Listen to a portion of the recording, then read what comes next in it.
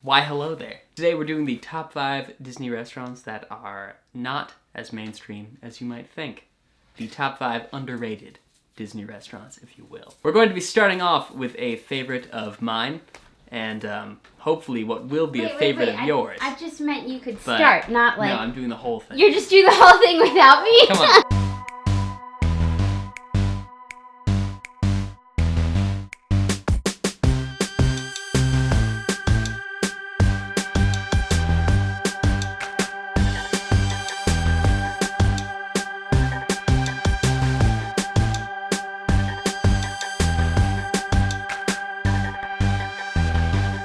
Why hello there! It's Emma here. Here's my brother Athos. We're back once again to show you our top 5 underhyped Disney restaurants. Delicious. Everybody always talks about Chef Mickey's. We always talk about Ohana, Cinderella's Royal Table. Cinderella's Royal Table. They're the big ones. Victoria and Albert's. I don't know, California Grill. The big ones that you always hear advertised. These are the ones that you don't always hear advertised. Sometimes. And you might walk by it, be like, oh, I haven't really heard that one. I don't know if it's good or not. Here you go. Now, guess what? They're good. Probably. They're at Disney World. They're probably good. What's bad? Well, that's true. Most Disney. Nothing's bad. They're worst, slightly above mediocre. Number 5. Why don't you tell us about it, Athos? It's your favorite. Number 5 would be the Skipper Canteen at Magic Kingdom.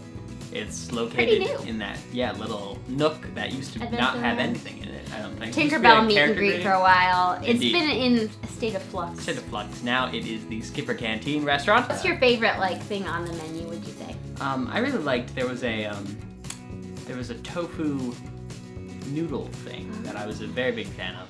It had lemongrass broth, I think it was. It was really good. This is a very exotic menu. Like if you like basic foods, you probably won't find much here. But everything is interesting. Asian, African. I think they actually said at one point that the menus are designed after the rivers of the jungle. Oh, it has like ginger soup, I'm pretty sure. Asian ginger and African. Snaps. Kungaloosh. The Kungaloosh was very nice. The non-alcoholic beverages are our favorite. They have Punchline Punch and the Schweitzer Slush, named after the famous drink concoctor, I guess, Dr. Albert Slush, of course. It had these fruit-flavored orbs. It looked very festive, a whole stack of these little orbs on the top. They were packed with fruity flavor. That's the one with the green apple boba balls. Although one of us got the Punchline Punch last time, and that was also really nice. That one has tropical fruit juices and mango puree and savory spiced rim or an extra zinger. Yeah, the menu's very interesting. I love the atmosphere. It's one of the coolest parts. So many cool rooms. Yeah, all the Adventurers Club sort of themed room one. The SEA, Society of Explorers. Wait, Society of Explorers and Adventurers? Is that it? I think so. One of the rooms is called that. One of the rooms has the butterfly booth, which is really cool. That room has you walk through a secret entrance because it's supposed to be a library door that the book door slides open. So you go through the secret entrance to get in. Souvenirs from around the world that they've collected on their jungle cruises. Yeah, it's super cool. I'm a big fan. Number 4. So this one, our quest for underhyped Disney restaurants, takes us to Via... Oh wow, I wasn't supposed to tell them that soon. Italy, the Italy Pavilion. Takes us to Italy. At Epcot, the restaurant is Via Napoli. It's right there, all the way straight at the back. Just keep walking past Venice, past Rome, past what other Italian cities are supposed to be back there. And you end up at Via Napoli. Via Napoli, there it is. See, most people stop in Venice, Rome, all the... they get distracted by the flag twirlers and the you don't make it all the way back. And all the cool stuff. Via Napoli is probably one of my favorite restaurant interiors. It's just so beautiful in there. They have different rooms, but the main room is my favorite. They have these 3 giant ovens, but they have faces. I'm pretty sure they have names. They're named after the volcanoes. Vesuvius, Stromboli. Vesuvius. Etna. Wow, good job. But yeah, they have a big long counter running down the middle. I don't know if you'd have to share it if you got seated there because Probably they rarely have a group big enough, but like they have all these tiles set in it of like different cities. They've got travel those cool, posters. the travel posters, the like vintage Italy travel posters. Bright, cool bright colors. Yeah, they look very European somehow. It just, like it a feels, sort of like a big family will come, a big Italian family. Yeah, it's it feels like you're visiting your big Italian family at their lovely villa out in the Italian countryside, and really good. Pretty great. Food is also really nice. They have lots of pizzas. You can see them making the pizzas, of course, right there in front of the volcanic ovens. Exactly, yeah. The aqua fresca, guys, is the best. They are like, what is that exactly? It's not just flavored water. It's like fruit juice. It's like a smoothie, but not icy. Sort of. It's so refreshing. The strawberry one is my favorite. Pro tip, ask for no ice in your cup because they usually put so much ice that you like almost get no juice. Number 3. The Wave. The Wave. At Disney's Concierge. Moana, make way, Wrong make way. way. This is different wave. Yeah, different water. It's the Concierge The Way. ocean.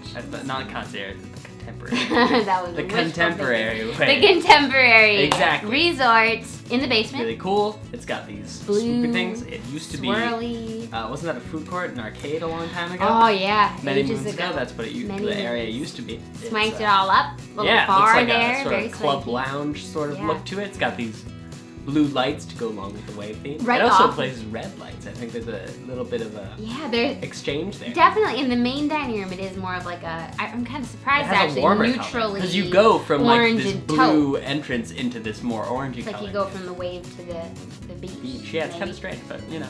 Delicious. I've loved their breakfast buffet. Very nice. Breakfast is very nice there. I think they're supposed to be healthy, and yet they're delicious.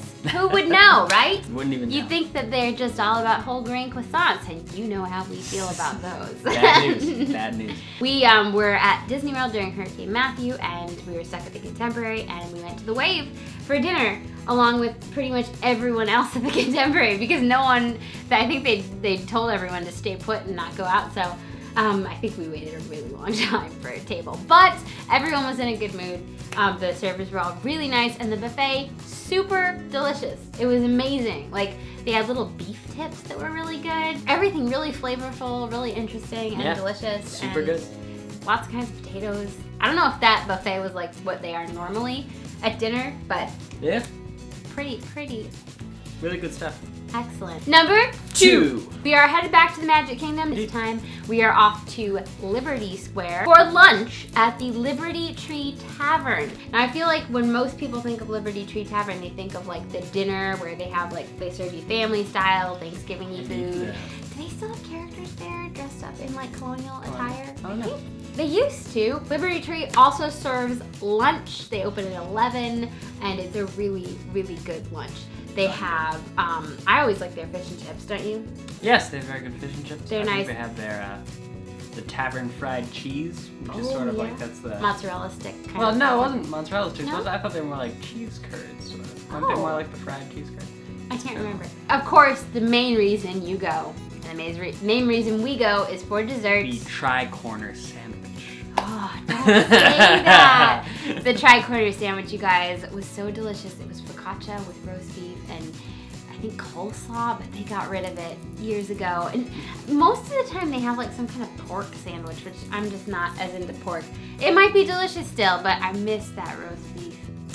Oh, so apparently you get cheese sticks and a cheese curd. Oh, wow. You get mozzarella sticks and you get And cheese curd. But the dessert that you come for is the ooey gooey toffee cake. It's amazing. Really good. Ask for it warm so that Like it's, really warm. Tell them you're not kidding. I want it hot. Hot, Because hot. trust us. Trust us. Because it It melts the ice cream when it's hot. And that is considered a faux pas presentation wise, so they don't normally because they want the ice cream to look nice. It's a round cake with like a really big scoop of round ice cream on top. Yes. But when the ice cream melts and gets all like nice and soupy and soft. And it mixes with brownie, it's so good. Right. It's a very unique cake because it's cookie-ish. It's got really chocolatey flavor. Also the toffee. Very unique. Texture. Delicious. Really good. Caramel, chocolate sauce. Yum. Benjamin Franklin's kite is in one corner. You got all sorts of each of the rooms. The theming is so cool. Really cool. Is there a Hamilton room? And I don't think there's tragic. Maybe they'll make one a Hamilton. Yeah, now they should after the musical. He's a big... Who's the naval guy? There's a ship. I think he was the guy in charge of the USS Constitution, wasn't he? I want to say Commodore Perry, but it wasn't Commodore Perry. Perry. No, it wasn't Commodore Perry.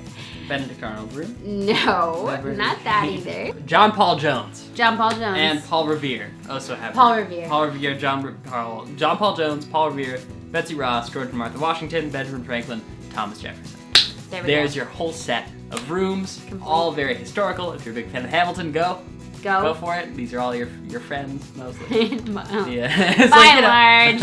Except for Jefferson, you could, maybe graffiti his room. Oh my god. Don't do that. Are you ready for the number one? Number one.